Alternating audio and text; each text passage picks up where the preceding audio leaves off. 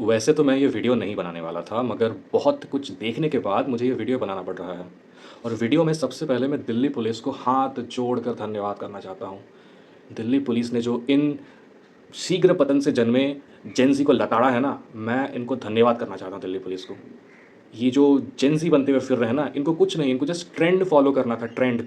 इनको just trend follow करना था। 2020 से डलगोना कॉफ़ी, हगदोना कॉफ़ी, फिर ये ट्रेंड, वो ट्रेंड, इनको जस्ट नेपाल, श्रीलंका, बांग्लादेश वाला ट्रेंड फ़ॉलो करना था। इसीलिए ये जंतर मंतर पर इकट्ठा होके ऐसी हरकतें कर रहे हैं।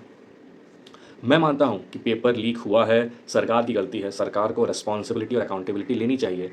सिटीज़न होने के नाते हमें सरकार से रिस्पॉन्सिबिलिटी और अकाउंटेबिलिटी चाहिए, मांगनी चाहिए, और सरकार को होना भी चाहिए। मगर ये प्रोटेस्ट सिर्फ़ और सिर्फ़ अगर रिस्पॉन्सिबिलिटी और अकाउंटेबिलिटी मांगने तक रहती तो मैं इसका सपोर्ट करता। मगर ये चीज़ दूसरे डायरेक्शन में चली गई।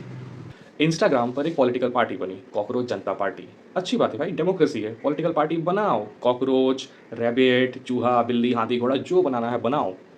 अच्छा लगा मुझे तब कि जब एक पॉलिटिकल पार्टी और उसका मूवमेंट गवर्नमेंट से अकाउंटेबिलिटी और रिस्पॉन्सिबिलिटी मांग रहा था। अच्छा लगा मुझे।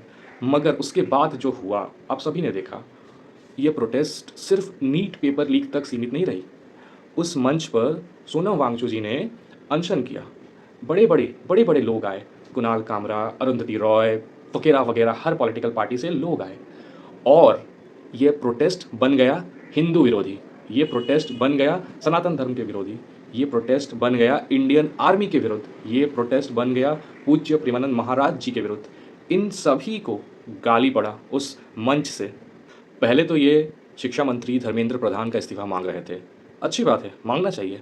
उसके बाद धीरे धीरे इनके पत्ते खुलते गए और अंत में ये सरकार गिराने पर आ गए। प्रधानमंत्री का इस्तीफ़ा मांगा। ये जो जेन ज़ी है ना, और इनके साथ इनके पीछे जो खड़े हैं ना, अर्बन नक्सलाइट्स, ये सच में शीघ्र पतन से जन्मे लोग हैं। इनसे पेशेंस होल्ड नहीं होता और धीरे धीरे इनका असली चेहरा सामने आने लग गया। इन जेन ज़ीज़ को मैं एक बात बताना चाहता हूँ कि ऑपोजिशन पार्टीज़ ने आपका प्रयोग किया है सिर्फ सरकार गिराने के लिए, सत्ता में आने के लिए। ये जेन ज़ीज़ को ये सुनकर बड़ा ख़राब लगेगा कि ऑपोजिशन पार्टी ने आपको एज़ अ कॉन्डम यूज़ किया है सरकार गिराने के लिए, और कुछ नहीं।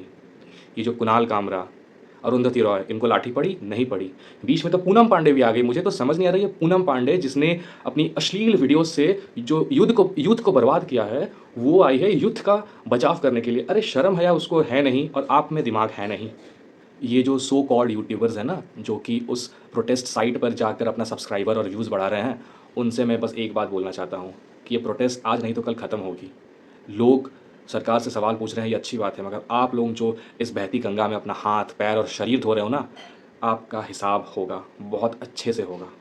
और ये जो विदेश में बैठकर कुछ बुद्धिजीवी ये जो स्क्रिप्ट्स लिख रहे हैं ना इंडिया के लिए, उनको बताना चाहता हूँ कि try your level best, try your level best, but still you will not able to defeat India and Indians. We have a lot of problem in our countries, but we will not allow your motives to win. और ये जो भारत में बैठे इनके agents हैं ना, उनसे मैं बोलना चाहता हूँ कि अपनी एड़ी चोटी का जोर लगा लो, सत्ता में तुमको आने देंगे नहीं। हाँ, तुम्हारे बाप दादा प्रधानमंत्री मुख्यमंत्री रह चुके हैं, इसका मतलब ये नहीं कि तुम भी उनकी गद्दी संभालोगे। हलवा है क्या बे? हलवा है क्या? जितना चाहे जोर लगा लो, आने नहीं देंगे तुमको। अंत करते हुए मैं एक ही बात बताना चाहता हूँ कि ये जो प्रोटेस्ट कर रहे हैं, गवर्नमेंट से अकाउंटेबिलिटी और रिस्पॉन्सिबिलिटी मांग रहे हैं, वो सही है, मगर उनका मोटिव गलत है। आप गवर्नमेंट के विरोधिता कर सकते हो, मगर देश विरोधी नहीं हो सकते हो। आज दिल्ली पुलिस ने डंडा मारा है, कल इंडियन आर्मी गोली मारेगी। और ये शीघ्र पतन से जन्मे जेनज़ीज़ को मैं एक बात कहना चाहता हूँ कि ट्रेंड फॉलो करने के चक्कर में अपने देश को मत बर्बाद करो।